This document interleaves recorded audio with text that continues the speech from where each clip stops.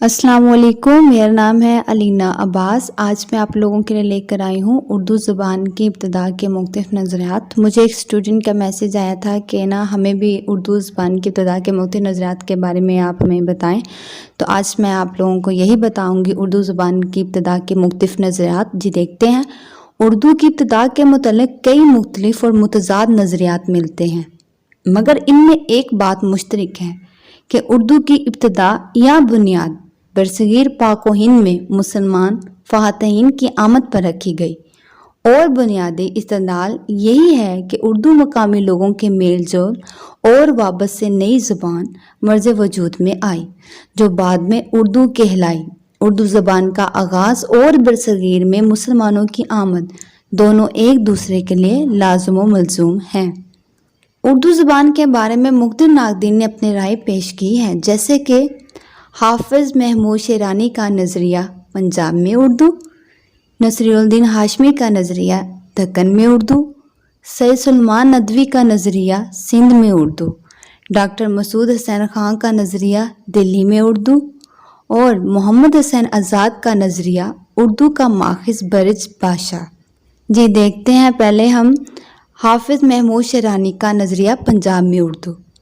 हाफिज़ महमूद शेरानी ने अपने गहरे लसानी मुताले और ठोस तहकीकी बुनियादों पर यह नज़रिया कायम किया है कि उर्दू की इब्तिदा पंजाब में हुई है। उर्दू की तश्कील के सिलसिले में सबसे मशहूर नज़रिया यही है। ये नज़रिया हाफिज़ महमूद शेरानी ने अपनी किताब पंजाब में उर्दू में दिया। हाफिज़ महमूद शेरानी के मुताबिक उर्दू मुल्तानी पंजाबी से निकली है। इस नज़रिए को साबित करने के लिए हाफिज़ महमूद शेरानी ने दो किस्म के दलाइल पेश किए हैं, यानी कि उन्होंने ये साबित करने के लिए कि जो उर्दू है वो पंजाब में ही उर्दू कायम हुई है, तो वो इसका ये नज़रिया पेश करते हैं कि दो किस्म के दलाइल हैं, एक है खारजी दलाइल, दूसरे हैं दाखिली। तो दो किस्म के जो दलाइल पेश किए थे वो ये है खारजी दलाइल और दाखिली दलाइल।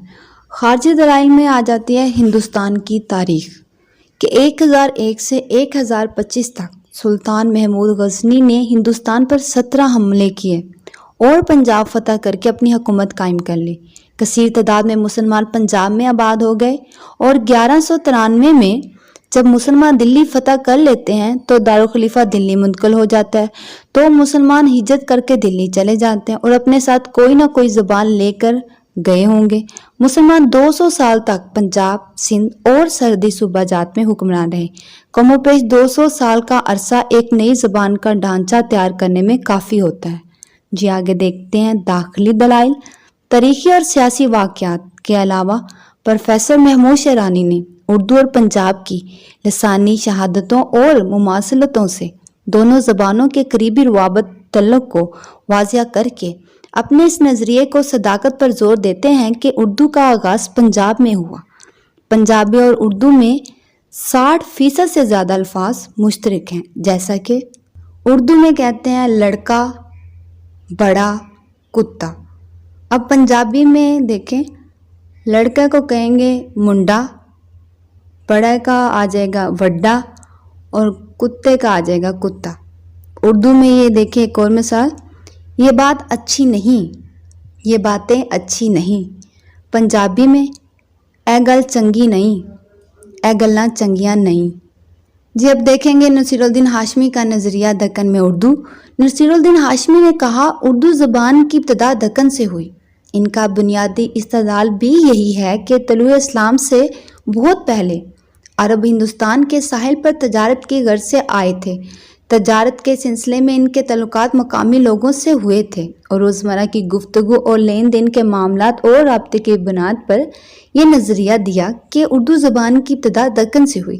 लेकिन इनका यह नज़रिया तस्लीम नहीं किया गया क्योंकि दक्कन में जो ज़बानें बोली जाती थी इनमें मलयालम, तामिल और कन्नड़ शामिल हैं। ये ज़बानें लसानी ख़ानदान द्राविड़ी से ताल्लुक़ रखती हैं, जबकि उर्दू का ताल्लुक़ हिंद अराई ख़ानदान से है। लिहाजा दक्कन की ज़बानों और अरबी के मिलाप से उर्दू ज़बान का वजूद में आना नामुमकिन है। इंशाल्लाह इस तरह की मज़ीद वीडियो देखने के लिए ज़रूरी है कि आप मेरे चैनल को सब्सक्राइब करें और इंशाल्लाह हम नेक्स्ट लेक्चर में इसका बताएंगे सिंध में उर्दू का, सैयद सुलेमान नदवी का, डॉक्टर मसूद हसन खान का और मौलाना मोहम्मद हुसैन आज़ाद का।